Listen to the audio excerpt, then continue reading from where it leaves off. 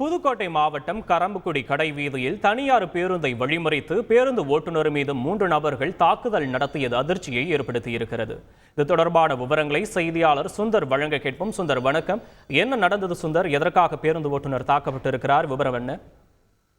புதுக்கோட்டை மாவட்டம் கரம்பக்குடி நெய்வேலி பகுதியைச் சேர்ந்தவர் பத்மநாபன். இவர் அந்த பகுதியில் தனியார் பேருந்து ஓட்டுநராக பணிபுரிந்து வருகிறார்.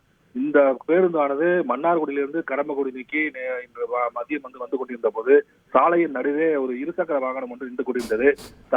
எதிர்பாராத விதமாக அந்த இருசக்கர வாகனத்தில் பேருந்து மோதியதாகவும் கூறப்படுகிறது. இதனையில் ஆத்திரமடைந்த இருசக்கர பேருந்தத்தில் வந்த 3 நபர், அதாவது அருகில் உள்ள டீ கடையில் இவர்கள் டீ குடித்துக் கொண்டிருந்ததாக கூறப்படுகிறது. இந்த தங்கள் இருசக்கர வாகனம் மீது பேருந்து மோதியதால் ஆத்திரமடைந்த 3 நபர்களும் பேருந்தை வழிமறித்து உடனடியாக பேருந்தில் ஏறி ஓட்டுநரை சரமாரியா தாக்குதலுக்கு உள்ளாக்கியுள்ளார். இதனால் அவர் பலத்த காயமடைந்துள்ளார்.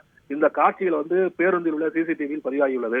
தற்போது அந்த சிசிடிவி காட்சிகள் சமூக வலைதளங்களில் வைரலாகி வருகிறது.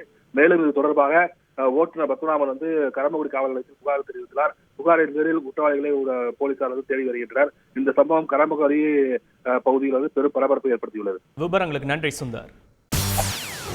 செய்திகளை உடனுக்குடன் தெரிந்து கொள்ள உடனே சப்ஸ்கிரைப் பண்ணுங்க.